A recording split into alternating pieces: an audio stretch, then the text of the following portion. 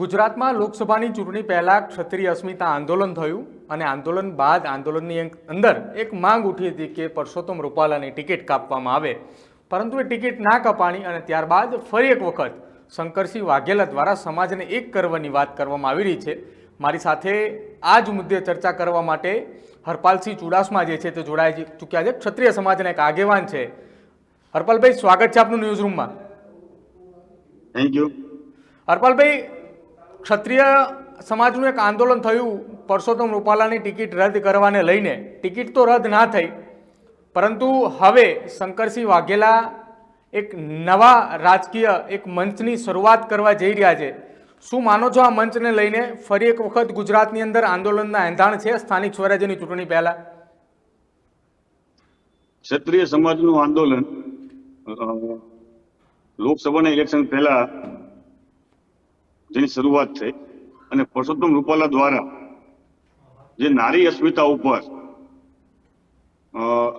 જે રીતે વાત કરવામાં આવી અને સમગ્ર ગુજરાતની અંદર, સમગ્ર હિન્દુસ્તાનની અંદર જે રીતે ક્ષત્રિયોની ભાવના ઉપર, એના સન્માન ઉપર ક્યાંક ને ક્યાંક ઠેર પહોંચાડવાનું જે કામ ભાજપના જે ઉમેદવાર એ વખતના હતા પરસોત્તમભાઈ, એ પછીનો આક્રોશ સમગ્ર હિન્દુસ્તાને જોયું અને એનું રિઝલ્ટ પણ લોકસભાના ઇલેક્શનની અંદર ક્યાંક ને ક્યાંક ગુજરાતની અંદર, રાજસ્થાનની અંદર, ઉત્તર પ્રદેશની અંદર, અલગ અલગ રાજ્યોની અંદર જોવા મળ્યું। અને જે હાલની જે આપની વાત જે રહી, તો હજી એની ઓફિશિયલ કોઈ જાહેરાત ક્ષત્રિય સમાજના આગેવાન દ્વારા કે શંકરસિંહ દ્વારા કરવામાં આવી નથી। પણ આપના માધ્યમથી આજે આપણી આજની જે ચર્ચા જે રહી કે શંકરસિંહ આવો કોઈ મંચ બનાવે છે, ત્યારે ક્યાંક ને ક્યાંક શંકરસિંહના તમે આપણે આખા જો આપણે જીવનની અંદર જોવી તો શંકરસિંહે અલગ અલગ ઘણી બધી રાજકીય પાર્ટીઓ બનાવી, ઘણા બધા મંચ બનાવ્યા। અને હું આપના માધ્યમથી શંકરસિંહ બાપુને પણ કહેવા માંગુ છું કે અમારા સમાજના સન્માનની આગેવાન છે, પણ 80 વર્ષની ઉપરની એમનું જયારે ઉંમર થઈ છે અને આજ ક્યાંક ને ક્યાંક ક્ષત્રિય સમાજ હજી પણ ભૂલ્યો નથી। કારણ કે ક્ષત્રિય સમાજની લડાઈ અથવા એની જે વાત અથવા એની જે માંગણી જે હતી એ ભાજપ પાસે માંગણી હતી કે તમે એની ટિકિટ રદ કરો। જ્યારે એમનું ફોર્મ ભરાઈ ગયા પછી આ લડાઈ જે હતી પરસોત્તમભાઈની સામે ત્યાં પૂરી થઈ અને ભાજપની સામે લડાઈ શરૂ થઈ। તો હું ક્યાંક ને ક્યાંક શંકરસિંહ બાપુને અને જે સમાજના આગેવાનો જે મંચ બનાવતા હોય, આજ મારીનો સંદેશો આપવો છે ક્ષત્રિય સમાજની અંદર વડીલો હોય, યુવાનો હોય, માતા બહેનો હોય, તો બધાના ક્યાંક ને ક્યાંક દિલની અંદર એક આક્રોશ પડ્યો છે ભાજપની વિરુદ્ધમાં। અને જે રીતે અમિત શાહ અને ક્યાંક ને ક્યાંક શંકરસિંહની ક્યાંક મુલાકાત જે થઈ, તો મારી બે હાથ જોડીને વિનંતી છે કે ભાજપની બી ટીમ તરીકે કામ ન કરે। ક્ષત્રિય સમાજ ના બ્લડ ની અંદર ક્યાંક ને ક્યાંક રાજકારણ પડ્યું છે અને ઓળખે છે।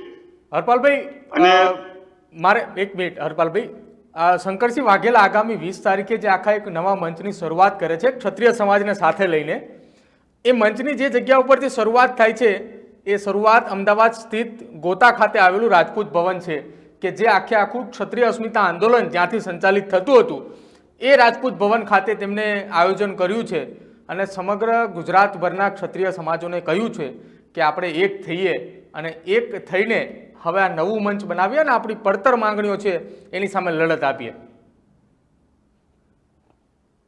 અમે પણ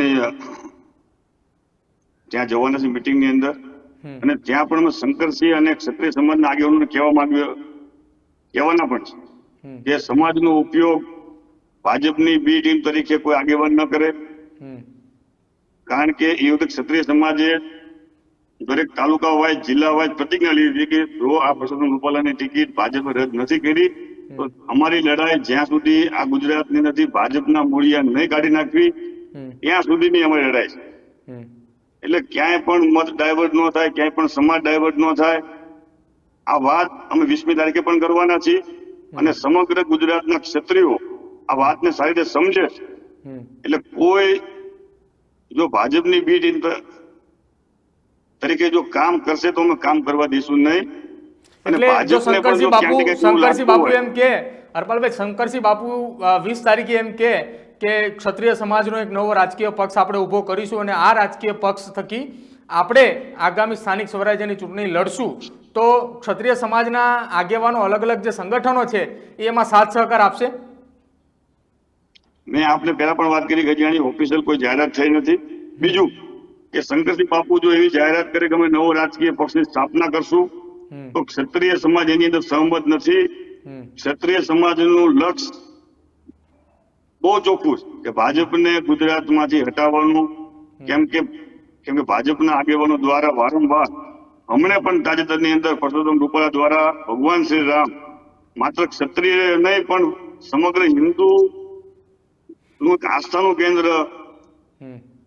ભગવાન રામ એટલે સમગ્ર હિન્દુના એ ભગવાન હોય અને એનું અપમાન થતું હોય અને ભાજપ જો ચૂપચાપ એને જો સહન કરતું હોય અથવા એના વાણી વિલાસની અંદર ભાજપનો પણ ક્યાંક ને ક્યાંક સાથ સહકાર હોય, આવતા દિવસોની અંદર માત્ર પરસોત્તમ રૂપાલા નહીં પણ ભાજપને પણ ક્ષત્રિય સમાજ જવાબ દેશે. ચાહે જિલ્લા પંચાયત, તાલુકા પંચાયત, નગરપાલિકાના ઇલેક્શનમાં આવશે ત્યારે એમને પરિણામ પણ જોવા મળશે. અને ક્યાંક ને ક્યાંક હું આપને એ જ વાત સમજાવવા માંગુ છું કે જ્યારે પણ ભાજપને એવું લાગ્યું કે હવે આપણી સત્તા ઉપર ક્યાંક ખતરો, ત્યારે આવા બધા આગેવાનોનો ઉપયોગ કરી અને એન્ટી ઇન્કમ્બન્સીના મત હોય, કોઈ સમાજનો આક્રોશ હોય, તો એ મત ક્યાંક કોંગ્રેસને ન મળે અને કોઈ ત્રીજી પાર્ટીને મળી જાય, તેની સત્તા સેફ રહે. હરપાલભાઈ, આવું વાતાવરણ અમે ક્ષત્રિય સમાજમાં ક્યાંય પણ પહેલા નહીં થવા દે. શંકરસિંહ બાપુ દ્વારા આ જે મિટિંગનું આયોજન કરાયું છે ને, મિટિંગની અંદર ભાવનગરના મહારાજા જે છે વિજયસિંહજી, એમને આખા આ નવા સંગઠનના અધ્યક્ષ બનાવવાની પણ વાત કરી છે. તો ક્યાંક એવું લાગે છે આપને કે શંકરસિંહ બાપુ પાછળ રહે, આગળ કોઈ બીજો ચહેરો રહે અને એ રાજકીય પક્ષને વેગ આપે અથવા કોઈ રાજકીય પક્ષને સમર્થન આપવા માટે આ મંચની શરૂઆત કરતા હોય? ભાવનગરના મહારાજા એટલે ખૂબ પવિત્ર, અને ક્ષત્રિય સમાજનું જયારે આંદોલન થયું ત્યારે આખા ગુજરાતની અંદર સૌથી પહેલો જો કોઈ સહકાર આપ્યો આંદોલનને, અને એ વખતે જયારે નારી અસ્મિતાની વાત હતી અને એને જયારે સંપૂર્ણ ટેકો સૌ પ્રથમ એ વખતે ભાવનગર મહારાજાએ આપ્યો. ભાવનગર મહારાજાની સાથે તમામ ક્ષત્રિયોની લાગણી જોડાયેલી છે. અને અમે એમને પણ વાત કરીશું કે ક્યાંક ને ક્યાંક કોઈ રાજકીય આગેવાનોની ક્યાંક દોરી સંચારની અંદર સમગ્ર ક્ષત્રિય સમાજનો જે અત્યારે જે સન્માનની લડાઈ, કેમ કે દેશ આઝાદ થયા પછી ક્ષત્રિય સમાજે પહેલી વાર આંદોલન કર્યું. એ પણ કોઈ માંગણી કે કોઈ અમને અનામત આપો, અમને આ લાભ આપો, સરકારી કોઈ યોજના નહીં, માત્ર સન્માનની વાત હતી. એમાં પણ જયારે નારી અસ્મિતા સન્માનની વાત હતી તો એની અંદર ભાવનગરના રાજવી સમગ્ર ક્ષત્રિય સમાજની સાથે ઉભા હતા. અને સમગ્ર ક્ષત્રિય સમાજ આજે પણ ભાવનગર ના સ્ટેટની સાથે છે. એટલે એની સાથે અમને કોઈ વાંધો નહીં. પણ જ્યારે આ ભાજપ અસ્મિતા આંદોલન જે થયું, હરપાલજી, અસ્મિતા આંદોલન જે થયું એ વખતે એક સંકલન સમિતિ બનાવવામાં આવી હતી કે તમામ રાજકીય જે ક્ષત્રિય સમાજના જે તમામ સંગઠનો જે છે તે સંગઠનોને એક કરી અને એક અસ્મિતા આંદોલન માટે એક નવું એક સંકલન સમિતિ બનાવી હતી. 2 દિવસ પહેલા જ અમારા ન્યૂઝરૂમની અંદર તમામ ક્ષત્રિય સમાજના આગેવાનો સતત 2-3 દિવસથી આવી રહ્યા છે. તેમને અમે એક સવાલ પૂછી રહ્યા છીએ કે ક્ષત્રિય અસ્મિતા આંદોલન જે થયું એ વખતે સંકલન સમિતિની અંદર ક્યાંક દરારો પડી હતી કે જેના કારણે આંદોલન જે છે એના મૂળ સુધી ના પહોંચી શક્યા હોય? નહીં, બિલકુલ એ વાત નથી. ક્ષત્રિય સમાજનો જે ઉદ્દેશ હતો અને જે તાકાત સાથે અને જે શિસ્તબંધ દેશ આઝાદ થયા પછી પહેલી વાર એવું આંદોલન ગુજરાતની અંદર થયું અને સમગ્ર હિન્દુસ્તાનની અંદર હું કહું પહેલું આંદોલન એવું હતું કે જેની અંદર કોઈ આમ જનતાને ક્યાંય પણ તકલીફ ન પડે, સરકારી અધિકારીને ક્યાંય પણ તકલીફ ન પડે, કોઈ પણ બસના કાચ પણ નથી ફૂટ્યા, કે સરકારી કચેરીને કોઈ નુકસાન ન થાય. એ રીતે સમગ્ર ક્ષત્રિય સમાજે એનું આખું આંદોલન ચલાવ્યું અને સમગ્ર શિસ્તબંધ આંદોલન. પણ ક્યાંક ને ક્યાંક ઇલેક્શન મોટું હતું લોકસભાનું, જેની અંદર ક્યાંક અમારા સમાજની ક્યાંક સમાજ ઓછો હોય અને રિઝલ્ટ ન મળ્યું. પણ જે આપણે ગુજરાતની અંદર છેલ્લા 2014-19 ની અંદર એક પણ સીટ નહોતી, એની જગ્યાએ એક સીટ આ વખતે ક્ષત્રિય સમાજ તાકાત બતાવી છે. એટલે સમાજનું આંદોલન સંપૂર્ણપણે સફળ આંદોલન રહ્યું છે અને એનાથી વધુ પરિણામ આવતા દિવસોની અંદર મળશે. પણ આની અંદર મારો ભાજપ જે રીતે પોતાની આપણે ક્યાંક ને ક્યાંક સત્તા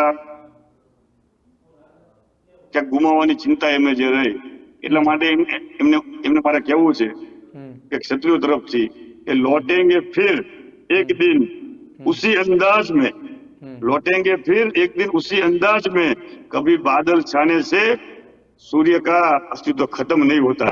ક્ષત્રિય સમાજ ફરીથી બાયો ચડાવી અને ભાજપની સામે લડશે અને સન્માનની ક્યાંક નારી અસ્મિતાની વાત છે તો અમે અમારી તાકાત આવતા દિવસોની અંદર બતાવશું અને કોઈ પણ રાજકીય આગેવાનના હાથા બન્યા વગર એક જ ઉદ્દેશ ભાજપને હરાવવાનું છે. કેમ કે ભાજપે આ ગુજરાતની અંદર માત્ર ક્ષત્રિય સમાજ સાથે નહીં પણ પાટીદાર સમાજ હોય, પાટીદાર સમાજ જયારે આંદોલન કરતો હતો ત્યારે પણ એમના 14 દીકરાની આપણે છાતીની અંદર ગોળી મારવાનું કામ આ ભાજપે કર્યું છે. ચાહે આદિવાસી સમાજ હોય, આજે ક્યાંક જમીન અને જંગલના અધિકારની વાત કરતો હોય પણ એને પણ ક્યાંક આદિવાસીની જગ્યાએ વનવાસી બનાવવાનું જે ખરાબ કૃત્ય જે રહ્યું એ ભાજપ કરી રહ્યું છે. આમાં દરેક સમાજ જે રહ્યા આજે ભાજપથી નારાજ છે અને એનું નેતૃત્વ આ વખતે ક્ષત્રિય સમાજ કરશે. ક્ષત્રિય સમાજને કોઈ સત્તા જોતી નથી, કઈ મુખ્યમંત્રી બનવું નથી, પણ જે લોકોને સત્તા અમારા સમાજે આપી અને એનો જે રીતે દુરુપયોગ આ ગુજરાતની અંદર જે રીતે થઈ રહ્યો છે અને જયારે એક પણ સમાજનું સન્માન ન જાળવતા હોય અને અહંકારની અંદર જયારે રાખતા હોય તો એને સબક શીખવાડવાનું કામ આવતા દિવસોમાં ક્ષત્રિય સમાજ કરશે. હરપાલભાઈ, એક અંતિમ સવાલ આપને પૂછવો છે. જો 20 તારીખે શંકરસિંહ વાઘેલા એમ કહે કે આપણે એક મંચ ઉપર એકત્રિત થયા છીએ અને આવનારી સ્થાનિક સ્વરાજ્યની ચૂંટણીની અંદર આપણે ક્ષત્રિય સમાજનો નવો એક પક્ષ લઈને મેદાને ઉતરીએ અને તમામ જગ્યા ઉપર આપણે ક્ષત્રિય સમાજના ઉમેદવારો મેદાને ઉતારીને આપણે ચૂંટણી લડીએ, તો હરપાલસિંહ સહિત ક્ષત્રિય આગેવાનો આ વાતને કેટલું સમર્થન આપશે? શંકરસિંહને અમે જે અમારી 20મી તારીખે મીટિંગ છે અને આજે આપના માધ્યમથી પણ કહેવા માંગુ છું કે ના કદ બડા ના પદ બડા, જો સબકે સાથ ખડા વો સબસે બડા. એટલે આ ઉંમરે એવું કોઈ પણ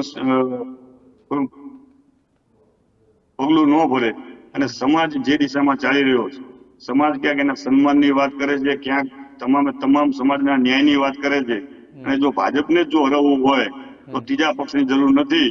દુશ્મન કા દુશ્મન દોસ્ત, ભાજપને કોણ હરવી શકે એને મદદ કરી અને ભાજપના જે અહંકાર જે રહ્યો એ અહંકારને કાઢવાનું કામ કરવું હોય તો સાચી દિશામાં બધાએ આપણે ભેગા થઈ અને નિર્ણય લેવો પડશે. બિલકુલ હરપાલભાઈ, અમારી સાથે જોડાવા બદલ ખૂબ ખૂબ આભાર.